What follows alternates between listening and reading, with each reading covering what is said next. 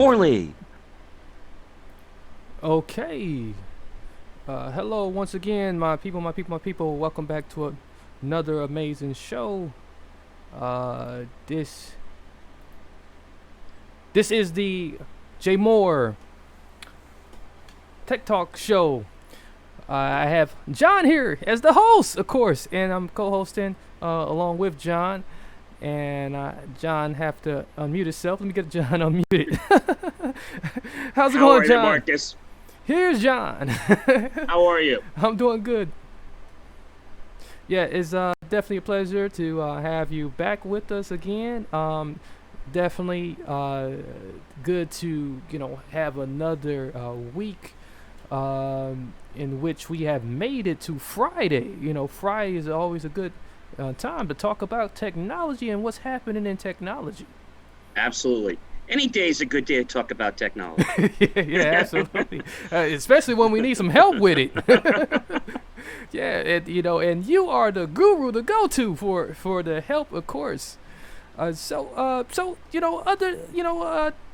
than just what's been happening here, I know there's a lot of people who's just sitting at home, and they may be or they may be out and about, we don't know, but I know for a mere fact that many people still to this very day are still into dating. They want to date.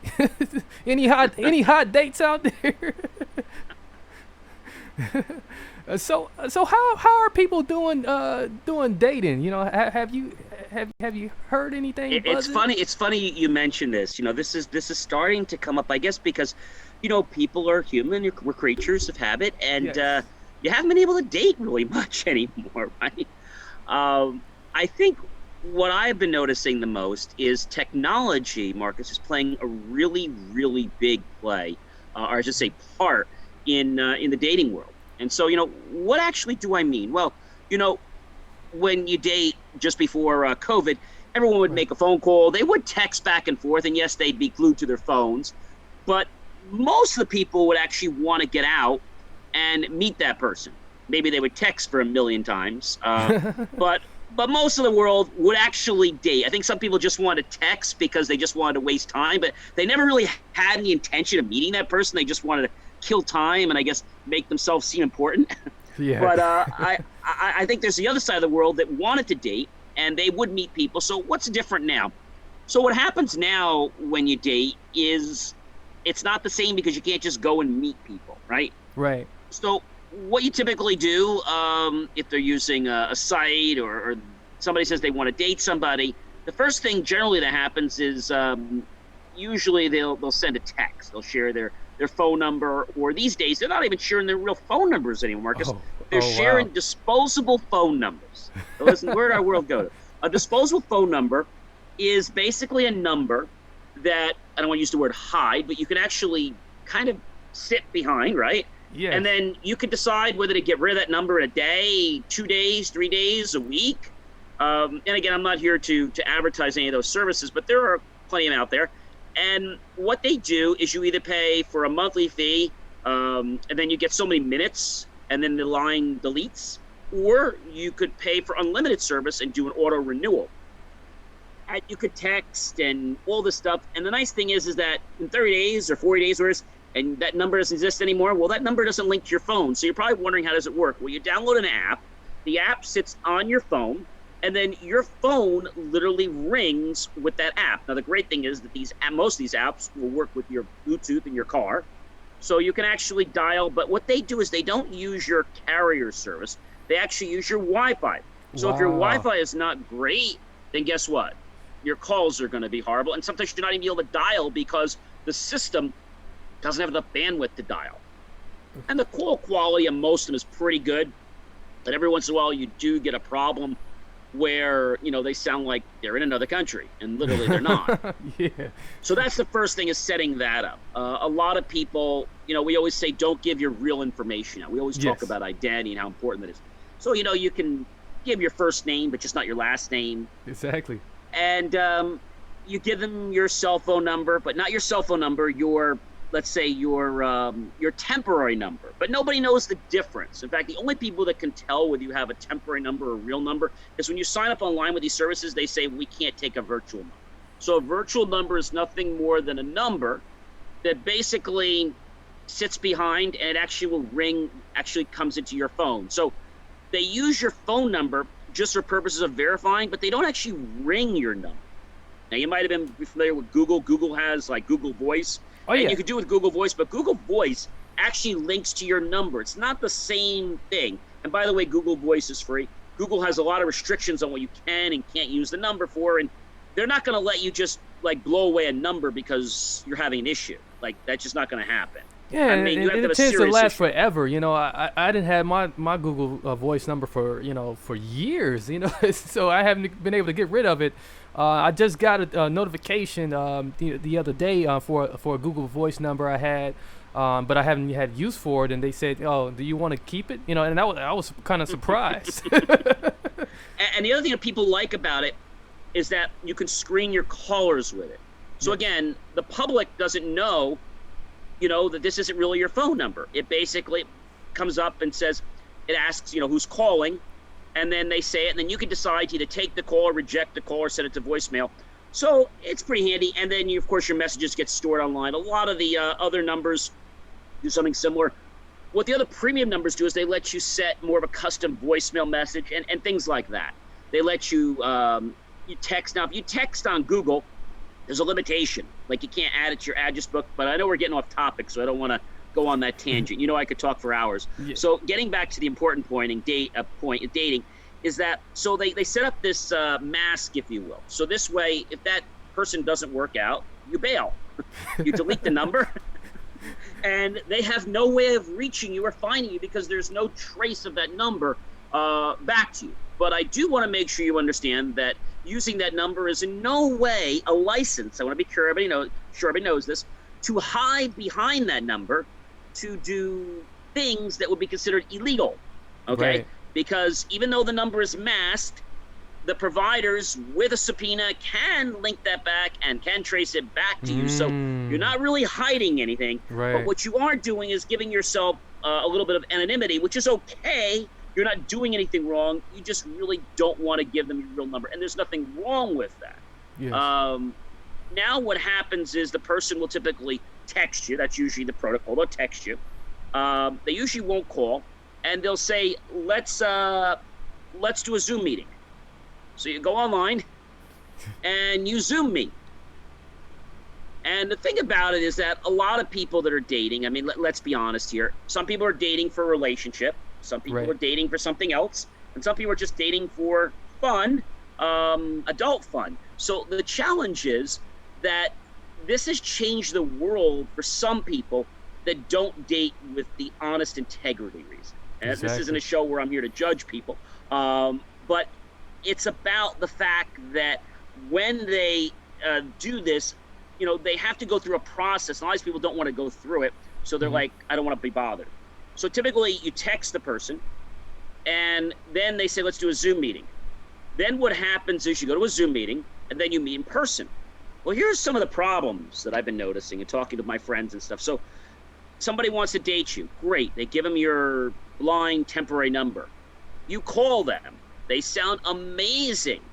You spend all this time on the phone talking with them and wanting to meet them in person and do a Zoom meeting, but you become so infatuated with their voice that because you're craving attention, that you just want to meet them.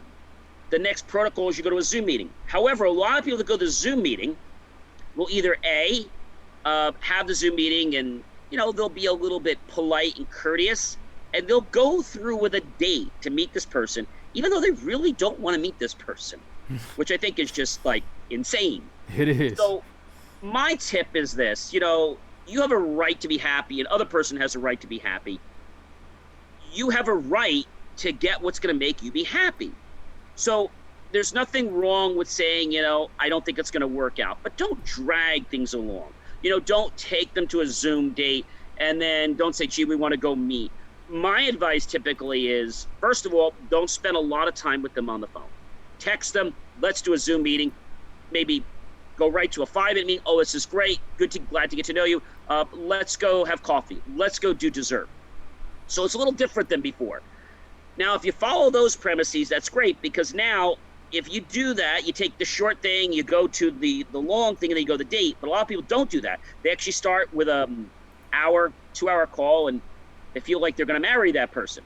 Then they get to see that person on camera, and things change. Yeah. And they decide that they don't want to be rude, but they don't want to go out with that person. So what do? They bail. They get this. they get this heavy heart. Yeah. And now they're like, oh my gosh, what do I do? What did I get myself into? And so they usually try to say, gee, if you're interested, we can go on a date. But usually the other person's very interested, usually more interested than that person is. Right. And then you wait, usually a couple days, a little longer, and then you're on that date. And even if it's a short date, like coffee or something, or just appetizers, you go there, and now you're kind of like obligated. You feel obligated. And what I tell people is, you're not married to that person. Even when you go do the text, don't put a lot of time into this. Have fun with it. Use the phone, use the texting, go to Zoom. Hey, you're a great person. We have a lot in common. I just don't think it's going to work out. I don't want to waste your time. I hope you find the person of your dreams. And be courteous and be polite. What you're going to find is that your heavy heart is going to drop, number one. Mm-hmm. And the second thing is just be polite. We've all been rejected in the past, so let's just be polite. You don't have to tell them the real reason that you're not going out. You can just say, hey, I don't think it's going to work out. Maybe you don't like something they do, or maybe they've set off a couple red flags. I always say one red flag is okay, but when they set off 3 of them, well, that's time to just call the date over, and definitely time to end the Zoom date. I feel what's happening is people are using technology because they are lacking the personal intimacy of being with somebody, even if it's 5 feet or 6 feet away with a mask on. Right. I think people are craving that so much. And, they're getting in person, they're going to places, they're going to restaurants, and I think they're just doing it for companionship. And the issue I'm seeing is that technology is actually hurting people, Marcus, because the technology is actually getting them into a trap. The other thing, too, is to let your partner know that you're dating. What's your intention? Are you looking for a relationship? Let them know that. I think the more honest and genuine you're going to be, 2 things are going to happen.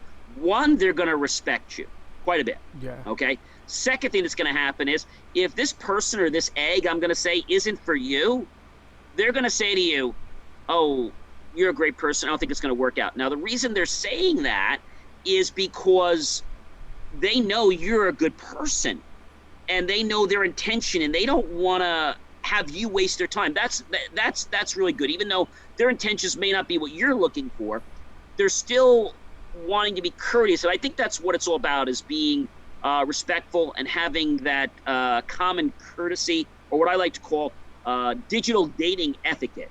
Etiquette, DDE. It's a new phrase. I've coined this phrase, Marcus. You heard it right here on the JMOR Tech Talk. You didn't created it. It's the DDE, Dynamic Dating Etiquette. So DDE is so important. Right. Post-pandemic, during the pandemic.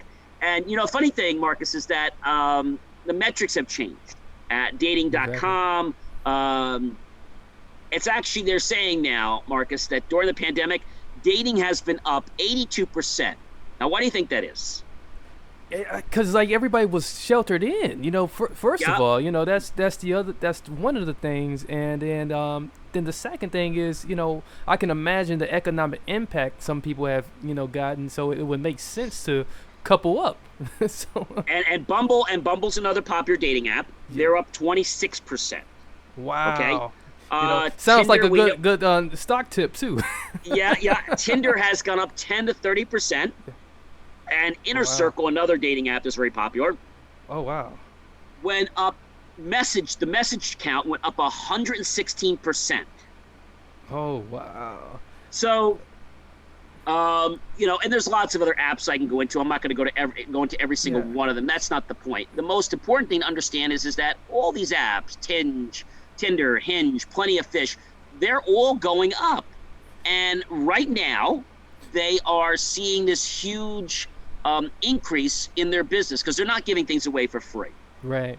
The other thing that I've been noticing is that, when you go to these sites, you can't replicate physical chemistry with someone over a video chat. No, it's impossible. I mean, you Yeah. try, you Yeah. can ask the three magic questions, right? But you really can't get to know the person.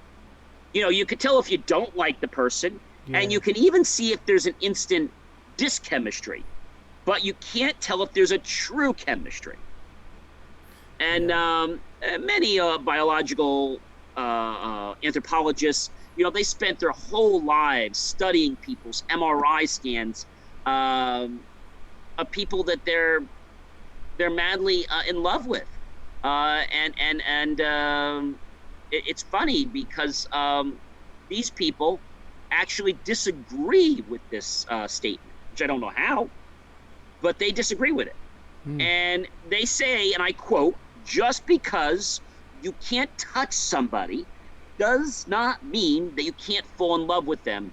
And this is something Fisher said, one of the anthropologists. So Okay. I have to agree with one thing, that if you take the intention to get to know the person and be, let's say, not selfish, the person is going to become interested in you. We all know the many of the great books out of there, about being your own best friend, and Right. the thing most people like the most is their name. Exactly. And I think it's important to understand that when you're alone and you're dating somebody, even if it's a short time, don't waste your time. Get to know them, get to the Zoom meeting, and then get right to the meet. Now, what I mean by that is get to meeting them. Go have a short date. Don't go plan a movie, even though you can't go on a movie. Don't go on a long walk. Go on something that's non-threatening, and use technology to complement the date. That's another thing that I want to say about DDE. Make sure whatever you do, you put your darn cell phone away and you put it on vibe for the date. Okay. Yeah, you don't There's see that. nothing. There's a lot of people that are gonna whip that phone out, Yeah, and they're gonna whip the phone out and they're gonna start doing this. And yeah, that's just like that's rude. yeah. I was on a date one time with somebody and they were doing that, and I just said, "Excuse me." Oh no, I'm sorry. It's just I have to talk to my friend. I have to answer. I'll be real quick. Okay, happened once. Dinner came. It happened again. I was like, "Excuse me, no, this is really important. You had to tell me something. Like, it was really crazy." But then it happened again at the end of the evening, 3 times. And again, you have dinner, so you really can't Right. bail once you've ordered dinner. What are you going to do, right? You spent all that money. Exactly. So now you spent money. You're going to spend money, and now you're waiting, and the person does it again, and you're like, and then you're just like, seriously? Yeah, this is really important. She told me that Chauncey said, that Michael said, that Bobby said, and that's just like it's amazing what they're going to do, and this is Yeah. blowing my mind. Like, and that's more important than our day. No, it's not. But she knew that I needed to know, and I'm like, okay, Yeah, it's have your just something dinner. about the notification, seeing that notification in the phone, and then the I have buzzer. I have a reason where I Yeah. think it's acceptable, and you probably will agree with me.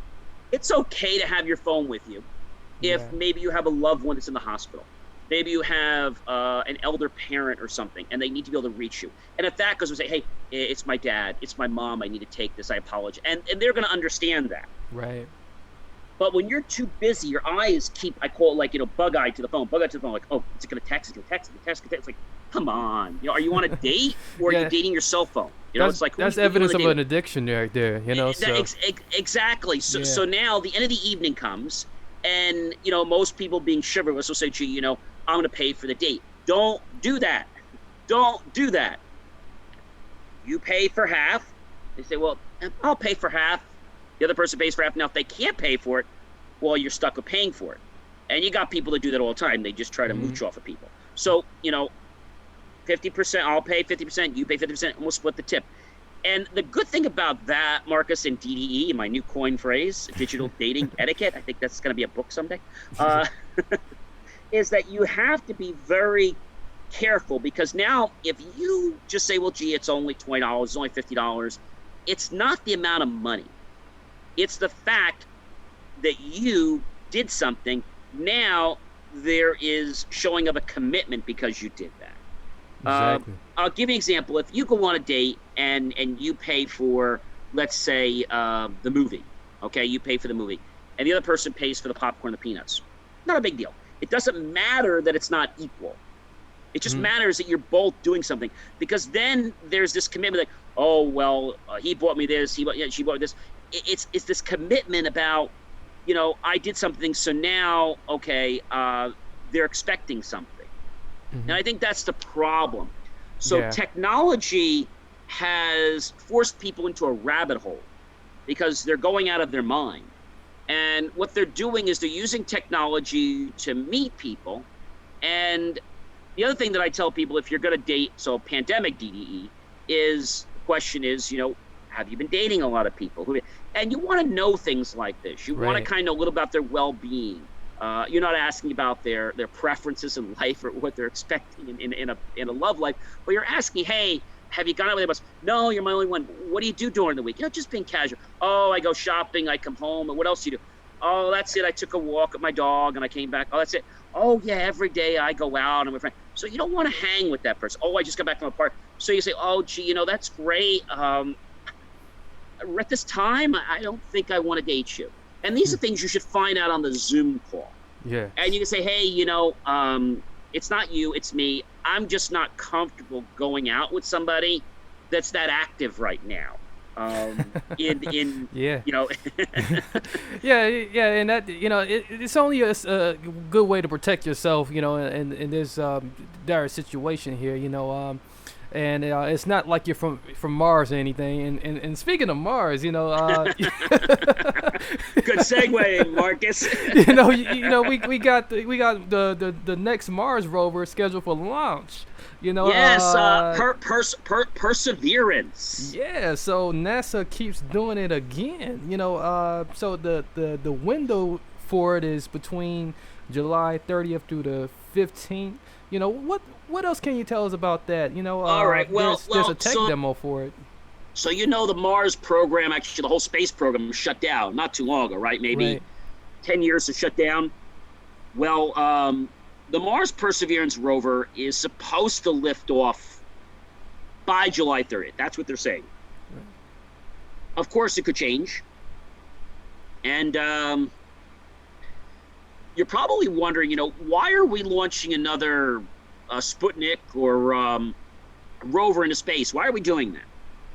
I mean, we failed in the past. Why are we doing that now? What do we want to find? And that's an excellent question that I know you were going to ask me. You just didn't ask me yet. I had it in mind. I know you did. I can read your mind. Yeah. We're actually going out there, Marcus, to kind of be an investigator. Yeah. To go on a little scavenger hunt, if you will, to try to find signs of ancient life, collect rocks, soil, samples, and try to help us prepare for future human exploration.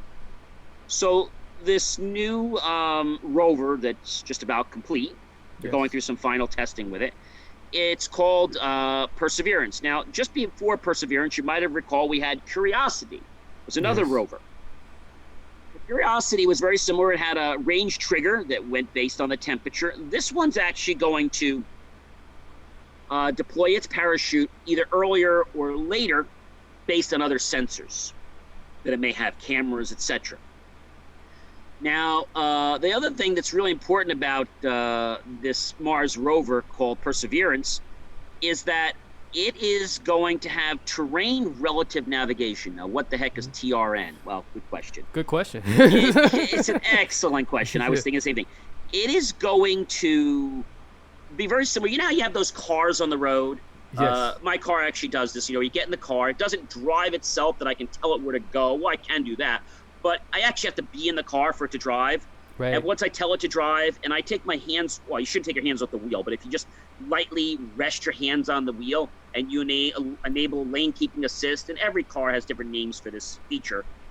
And what it does is it has a camera in the car. The camera actually locks in on your lane, and it makes sure your car stays in the lane using a camera and the lines on the road. So if you're driving, even in cruise control, it will literally keep your car naturally swaying in the road as the road curves.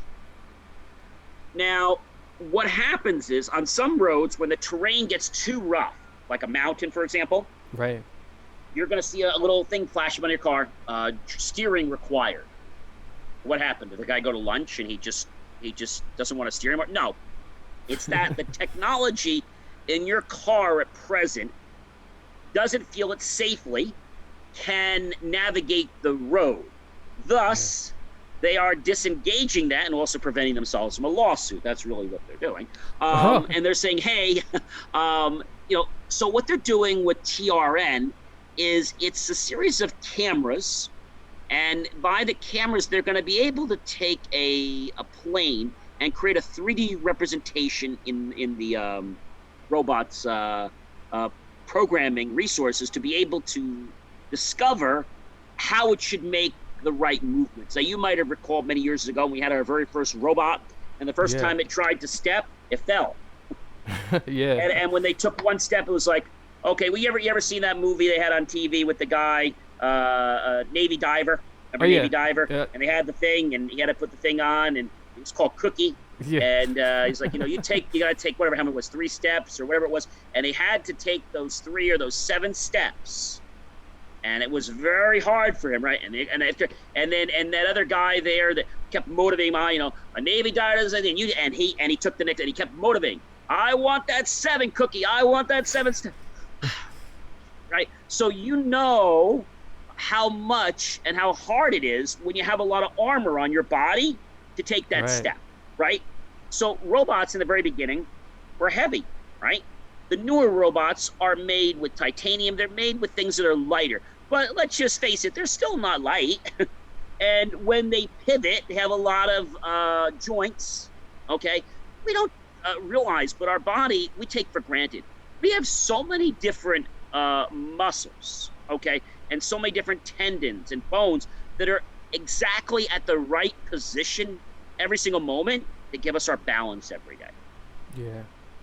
And because of that, they have come up with this system, which they've learned from previous rovers that have failed, okay? And now they're going to be able to navigate, they hope, a lot better than they did before and a lot quicker. So what this also means, this is the really cool part, they're going to be able to get to, Marcus, areas that they couldn't get to before because it would lose its balance and it could possibly fall over, so they had to stay away from it. By getting to these certain areas that are a little bit more rocky, they believe this is an area where there could be additional life forms that may live. Yeah, okay. I know they've been on the hunt for that for quite some time, and they were able to survey Mars a little bit better, and they saw some possible evidence, and what you're saying is correct. We may be hitting that spot, and getting there, and might be able to reveal something. I think it's all about the fact that we're going in. They always say, in success, you haven't failed unless you quit. Exactly. So if you keep trying, and this goes for anything in life, we think we're just talking about technology, but unfortunately, people, you're going to learn a lot more in technology. I'm sorry, that's extra. Yeah, that's the bonus. That's the bonus. Yeah. No charge. So when people, realize that they haven't quit, they haven't given up, they haven't failed, they can keep going. Right. If somebody tells you failed, okay, you haven't really failed. They can tell you failed, but you have not failed until you've made the decision to give up. I like that, John. Okay? Yeah, you really touched some points. I had a very wise person, I'm not going to name the person's name, and they're a political person. And they said to me, John, when are you going to give up? And I paused. I took a step back to show that I was disengaged from the question. I was a little bit taken back from it, physically, mentally. I took a step back to come out of their, let's say, that little closer circle. And I said to them, I need a minute. Came back to them. I said, such and such, I'll tell you when I'm going to give up. He goes, really, when is it? I'll tell you. I put my hand, you can't see, but I'm putting my hand all the way to the floor. I said, I'm going to give up when a little baby boy or a little baby girl tells their parents that they don't want to try to walk anymore. Mm. Now I ask you, Marcus, when is that? Oh, that's never. All right, I got kids and they they try to run away from me. So. so you know the answer to that. Oh So yeah. I said to the person, I said, he That's goes, good, John. That's real good. he goes, when is that? And I said to him, I said, you are very bright, you're a very intelligent man, younger than me, and you have a lot of wisdom. When do you think that is? He does this for a moment, really curious, comes back to me, goes, John, never. I said, you're intelligent. You know what he came back and told me? You're arrogant. Now get out of my office. Yes, John. Indeed. Hey, I love it. Hey, John has the best stories, ladies and gentlemen. You definitely gotta make sure you. So the last thing I want to tell you about the Mars thing, because we could spend all night on Mars, and we all have to have dinner later. With the the Mars Perseverance rover, okay, is going to be destined for Jezero Crane, Jezero Crane. Mm-hmm. Okay, that's the very terrainy part of where it's going, and it's going to be interesting. But the most important thing is that 7 minutes they call it of, I guess, of anticipation. You know, when the other Land Rovers have to land to try to descend, that's usually when either they fail or they land, and most of them have, unfortunately, crashed.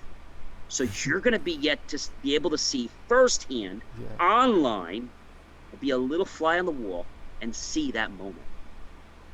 We've never been able to do that ever in life. We're going to be on that rocket. Oh, that's nice. Yeah, you definitely want to be there. I definitely want to be there for that one. So there's we hope for a good landing for that robot, but there's one robot some people would hope would just crash and just go away, and that's automation. So is that, are we referring to Terminator by chance, or one of those kind of? Well, some people think it's the Terminator because people are getting terminated left and right.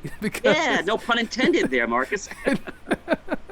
Hey, you brought it up. I just finished it for you. I know. So the robot. So robots. Are they taking people's jobs? That's what people want to know. So the thing is, they're saying robots could take over 20 million. Now let's be honest about the type of jobs. 20 million. Okay. Do you know the kind of jobs that they're possibly going to take over? My guess would be service jobs. No. Really? So people are. This is what I mean, Marcus. People are always trying to say things about what's going to happen, but they don't really have the facts. They worry, or they put the river there, or 10 ditches, and half the time the ditches seem to fade away or never even get there by the time you actually are ready to cross or walk past it. It's just not there. Yeah. It fills in, rain, whatever. So same thing is happening with the robots. Robots could take over 20 million. You ready for the type of job? Okay, I'm ready for it. Job that not everybody wants to do. So I think we should be happy about it. 20 million manufacturing jobs around the world. Wow. By 2030. Yeah. Economists have made speculation that the long-term trend around the world and the increased need for automation in the workplace is stating that we need to have robots in use worldwide to increase threefold over the past 2 decades to about 2.25 million. So I've already by June, actually it was June 2026, actually they already went up by 2.2 million. Oh yeah. But this is what they've actually seen, was that they had the increase, that they've gone up threefold in the past 2 decades. Yes. 20 years. So talk about McDonald's, we talk about all these different places, they tried to do robots, right? What happened? Oh, you still had people going up to the counter. Right, but they were going to put in robots to cook. That didn't go anywhere, did it? No, it didn't. You know why? Well, they said, "Oh, it's going to be so great. The person's never going to get sick. They're always going to work. You're just going to have to oil it. The cost of it's going to be minimal. It's going to pay for itself in X years." Great. They didn't realize a couple things. One, they have to retrofit that kitchen for that robot. Yeah. Because if that robot's there, it's going to have different things than if a person's there. It's going to have notches. A person isn't going to be able to use those. It has to be retrofitted for that robot. Mm-hmm. So now you got to have a mechanical kitchen and you got to have a regular kitchen. Does that really make sense? So they were going to have this robot doing all the serving and cooking. So we use technology to process orders. You see it now with DoorDash and Grubhub and all these places, right, to automate orders and have things ready. And I think there's a place for technology. We're not going to dive back into the dating pool because we'll probably drown if we go back there. It's technology is being used for different things. And later on other shows, we'll talk about how technology and dating is used for matching. But what I'm trying to get at to you is that technology in our world is about using automation for good. Now, we all know, Marcus, that we can use technology for good and technology for bad. Right. Technology for bad is when we try to do things like espionage, or we try to be they're like bad hackers, actors I call them, and they're hackers, and they try to take over your computer, and they try to gain that personal information to become you, to grab your identity, right? That's a bad example. A good example of using technology might be to write your resume, to write that book I was talking about. I think I got to start that after the show. Oh yeah, the new book DDE. It'll be a short one. That'd be a great one. And you know, it's just that. Technology is good when you go online to surf the internet to learn about something. Maybe watch a video. How about watching this show, this podcast? This is a great use of technology. Exactly, right? Definitely. and to learn things. So I think everything in life has a plus and a minus. Yes. But we have the power to turn that minus into a plus. You know, somebody says to me, well, walking off a curb is dangerous. Yeah. Getting on an airplane is dangerous. Flying in a plane is dangerous. You know, and I usually answer it another way when somebody says, oh, well, flying is dangerous, getting in a car is dangerous. And I would say to people this way, I'd say, well, you know, crossing a street is dangerous. Well, no, it's not. Yeah, it is. Flying in a plane is dangerous. But see, the plane and the chances of things are a lot less to happen. In crossing a street, there's a lot more chance of that to happen. Right. So we have to be more on our guard. And I think if we use technology to empower us, to make the world a better planet, then I think there's just so much we can do, Marcus. I mean, it's just there's infinite possibilities. There's just so much we can do. But when we try to use technology to not empower, I'm going to use the word overpower. So overpower means that you're trying to use technology to trip up, to fool, to lie, to deceive to someone. Okay? Then it's going to come back and bite us. Indeed. And I think a lot of people don't get that. Right. So that's what I'd have to say about that, is that, you know, with the robots, I think if we look at the facts that maybe you have a small manufacturing company and you want to have robots in there, that might make sense because you as a small company may not have the ability to have people that do welding because they're always dropping off. They don't stay reliably, right? Welding is a big one.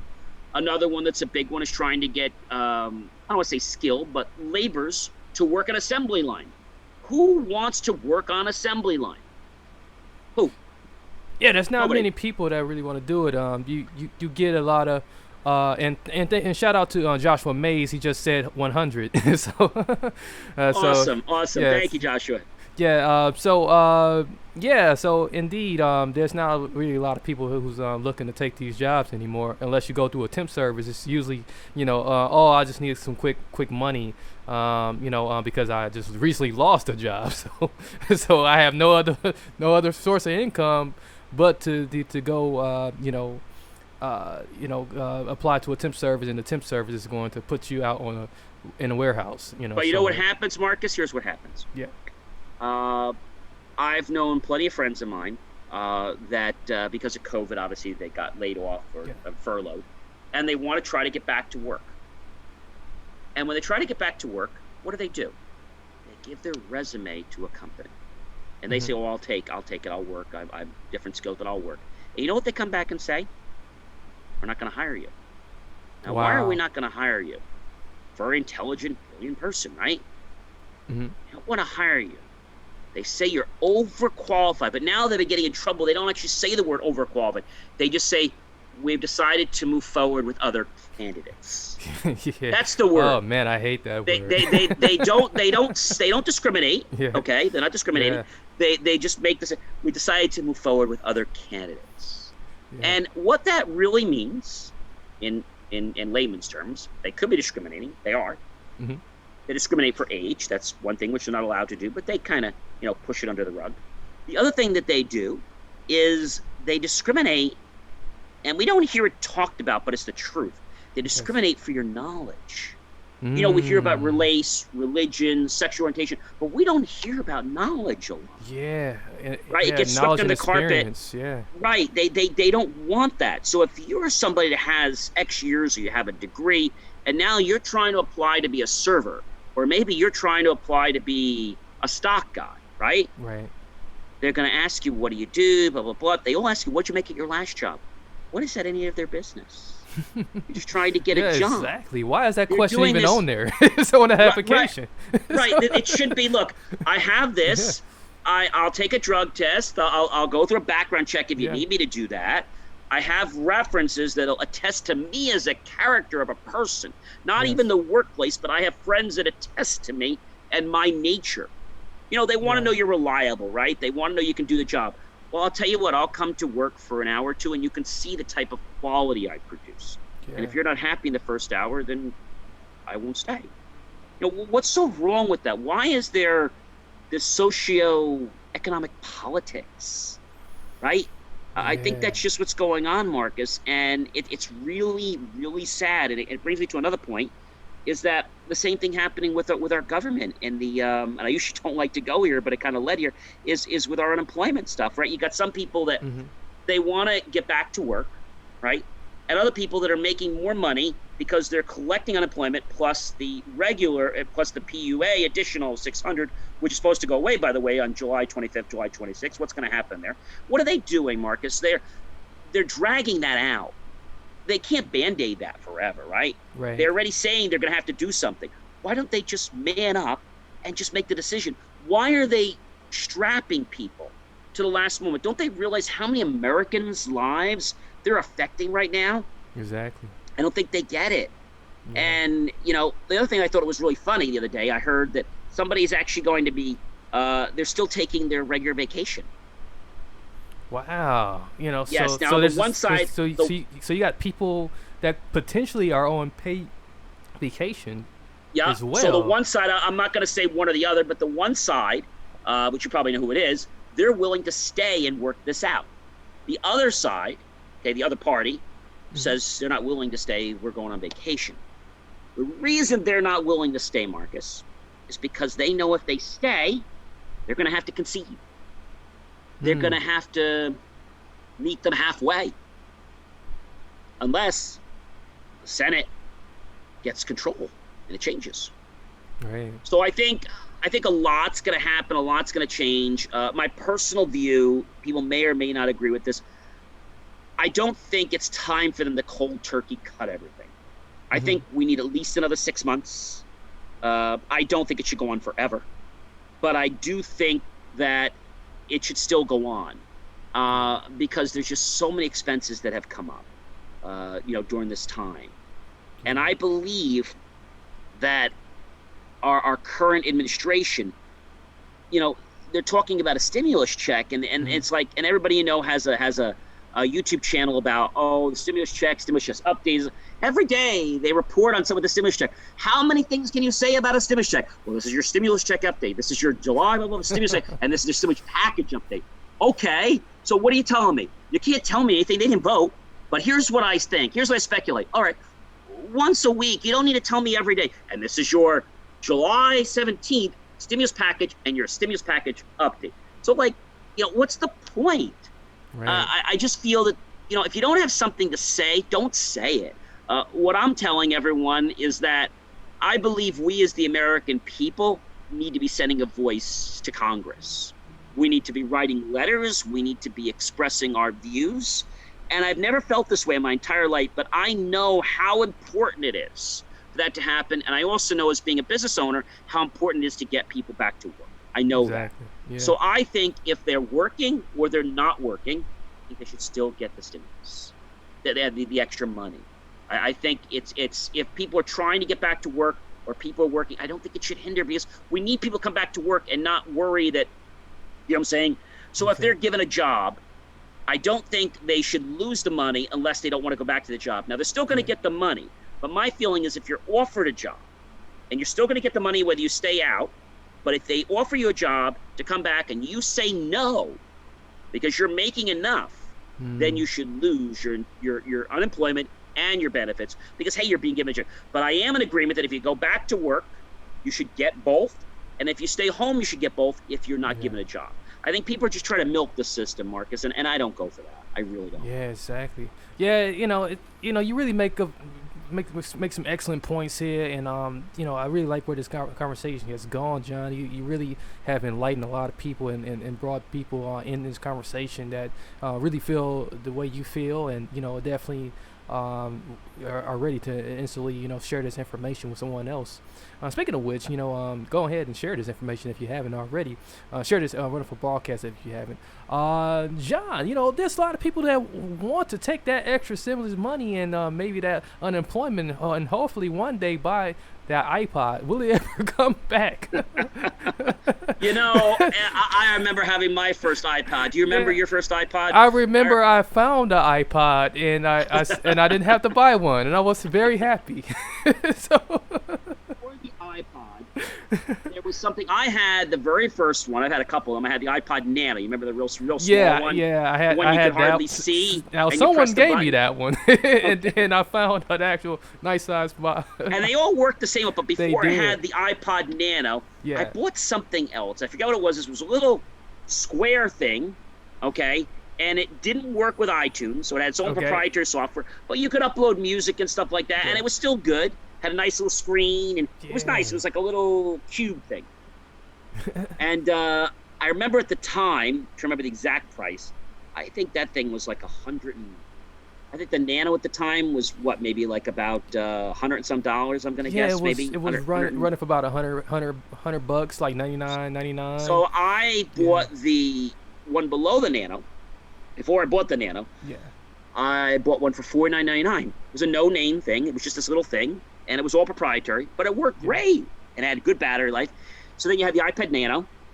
Then you actually had the iPod. Yes. Right. Then you had the iPod Touch. Remember the iPod Touch? Yeah, I remember the iPod Touch. Now that we have the iPhone and the technologies, I don't know if it really pays to get one unless you're just like so against using a cell phone, because all that technology is bundled into your iPhone. I remember when I was traveling, I forget where I was traveling to, and I had two pieces of technology. I had my my iPod Touch, which at that time I think they were like, I'm gonna guess it was like $2.99 or something. Yeah, they were upwards in that price. There. Yeah. And I had that, and I also had my same brand that I Sennheiser. I was wearing. I had my earphones I put on. It was very small. Put them in, and it would get rid of plane noise, ambient plane noise. So I went up to the counter to check in, and the computer wasn't working. So, I wanted to get on the plane, and I said, let me just go to the next one. My iPod Touch and my headphone, I had in my hand. I just put them down while I was at the computer. I said, oh, this isn't working. Let me just walk to the next one. Oh, that wasn't working. Let me just walk to the third one. I wasn't even thinking. I'm like, oh, shoot. What happened? Where's my iPod Touch? Where's it? So, I left it 2 counters back. I went back. I'm like, what? I left it there. I went to security, and this is the thing that blew my mind, Marcus.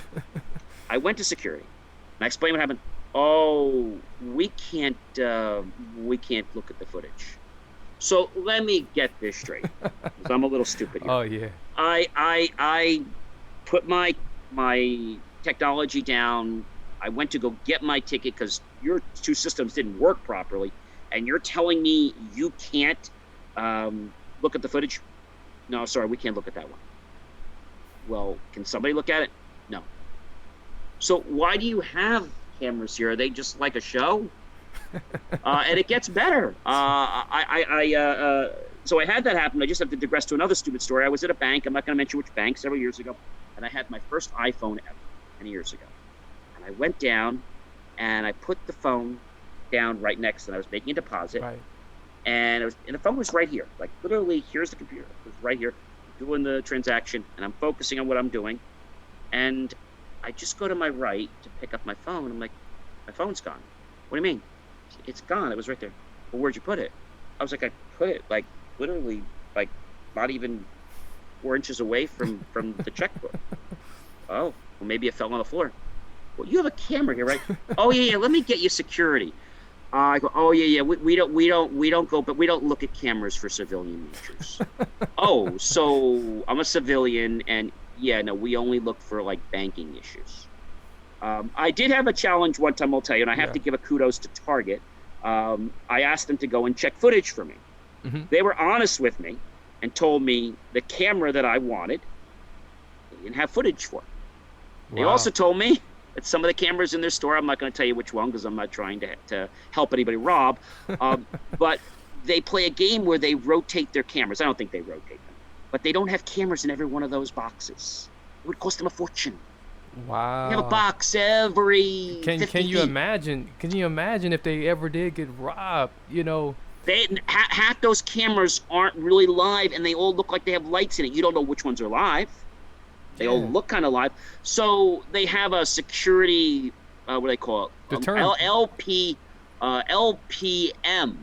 It's like a deterrent. It's like a deterrent, Loss right? Prevention Manager.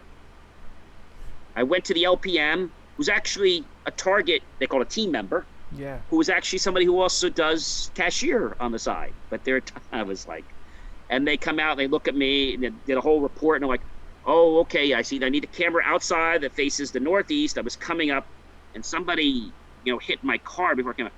Oh, here's the thing, John. The east lot, so that camera doesn't quite reach the entire east lot.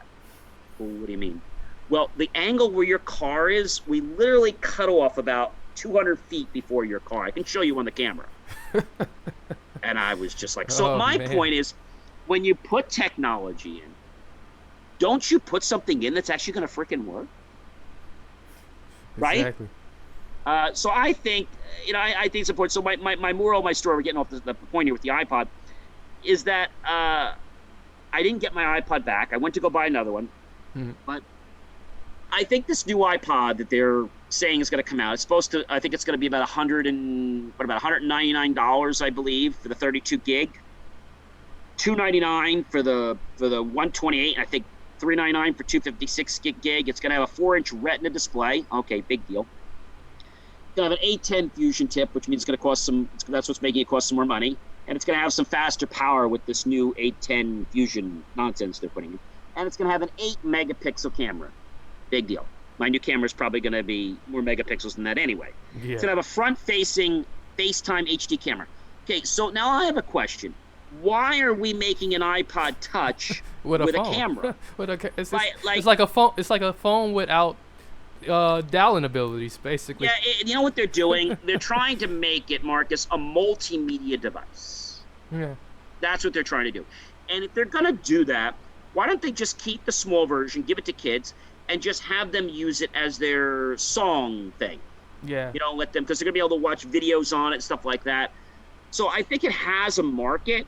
We'll probably do an unboxing of it, but I just don't think it's worth the money to buy it. I just think it's going to sit on the shelf. Right? How many things have you bought? And you got a beautiful shelf back there. How many things you buy and they just sit on the shelf? Oh, right? yeah, just countless things, that like I just regret now, so. You can't go back and return these things. No. Even some of these stores, that have these return policies, they've changed a lot of them. Where some stores would let you return without a warrant, without a slip. They could look it up on your card. Oh, you're past the 32 or the 90-day return policy. So I think the answer to your question is that I believe it's going to come back. I think Apple is hoping that it's going to get people to buy more because of the fact that it's going to not bog their phone anymore. So maybe you're on the phone talking to somebody, and maybe you want to be able to take pictures. Yes. And maybe you just want to be able to do that. Or let's say some places you go to where you're not allowed to have a phone. There's some secure facilities you go to, you cannot have a phone. You can't have a camera either. Something. Yeah. So if this place says, hey, you can have a camera, I don't know why, but you can have a phone, that would qualify.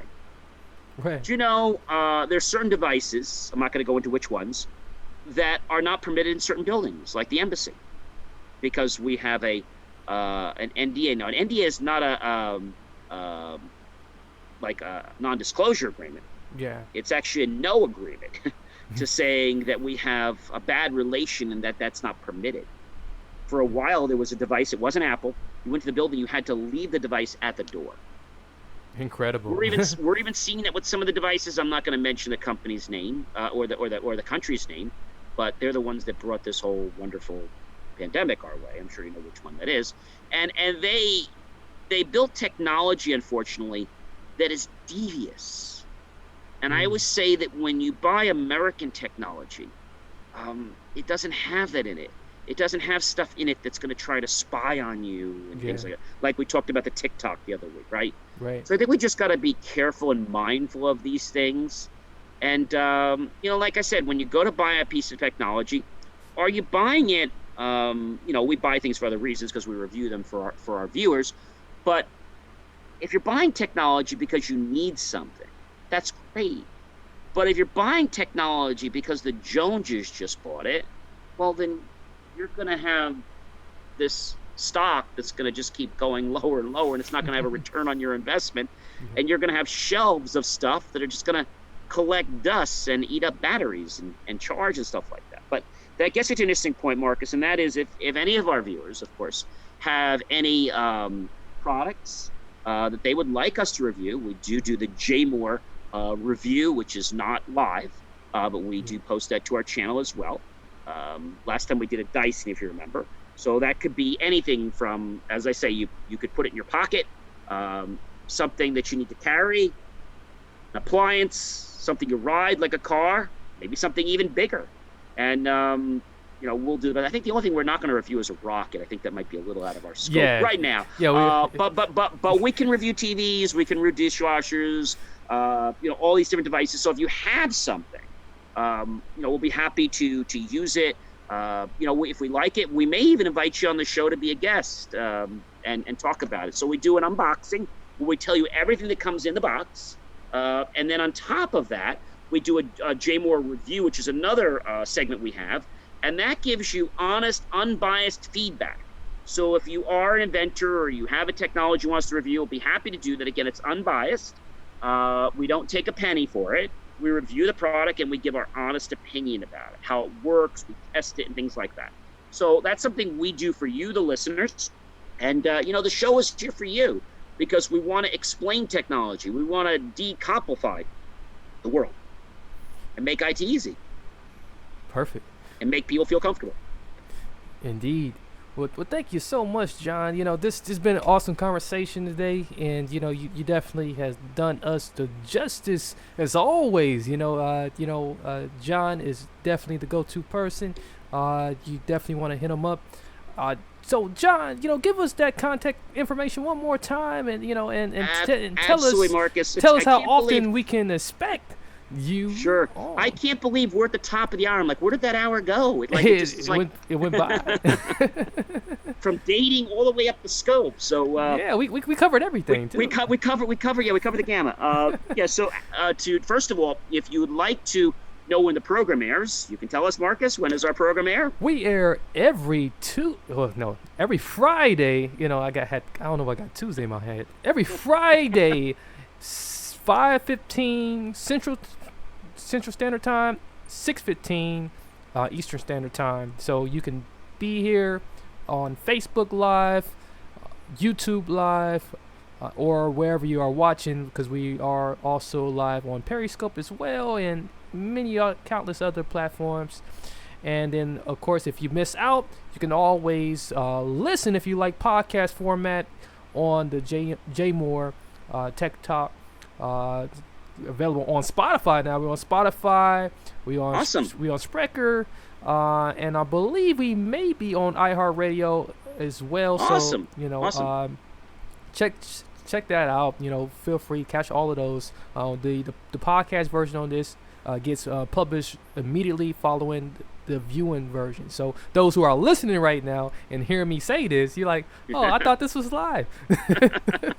But if you forgot all that, you can go to our website, jmor.com. You can go to social, and you can see all of our shows listed right there. They're all indexed.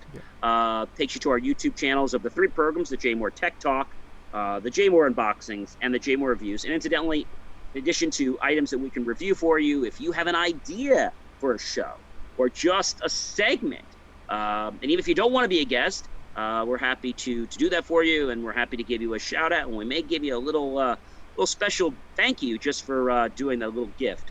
But if you want to stay up to date with the latest technology, learn about what's going on, tips and things of that nature, then just go ahead and pick up your cell phone, which I'm sure you all have, and you're going to text IT, that's ITSUPPORT, to our number, 888-111. That's ITSUPPORT to 888-111. You'll immediately get a text back that you've joined our system. If at any time you find the information doesn't quite tickle your fancy, you can always opt out by just canceling your subscription. We'd be sorry to see you go, but we provide a lot of great quality content, both myself and Marcus, every week. And we might do it Tuesday. We might do some special shows.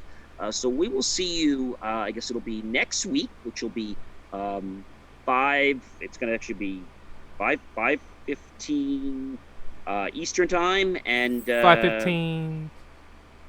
Yeah. Oh yeah. I says yeah. I got it backwards. Yeah. So 5:15 Eastern Standard Time, 4:15 Central Standard Time. I greatly apologize. Thank you, John. See, John got me covered. See, he is the guy. That's why John's the man. Well, listen, thank you, Mark. So this has been a great show. It looks like we're getting the signal here that we need to wrap up. I hope you've enjoyed today's show. Next week we have another great show coming up for you. We've got some really cool things happening. We're actually going to be talking about COVID-19. One of the topics, we have many, COVID-19 and the technology restrictions, and just you as an individual, what's that going to mean during COVID and post-COVID? We have some great technology to show you that's being released, and some things you might be expecting to have to do if you go certain places. So, all right. It's going to take you to the end of today's show. Okay. Thank you, everybody, and have a good night. Many blessings, peace, and lots of love. Thank you for tuning in to the JMOR Weekly Technology Show, where we answer your questions about how technology is supposed to work, and sometimes why you have challenges getting it to work that way. For more IT support and tips, just text IT support to 888-111. That's IT support to 888-111, and you'll get tips on technology. I'll see you next week right here on the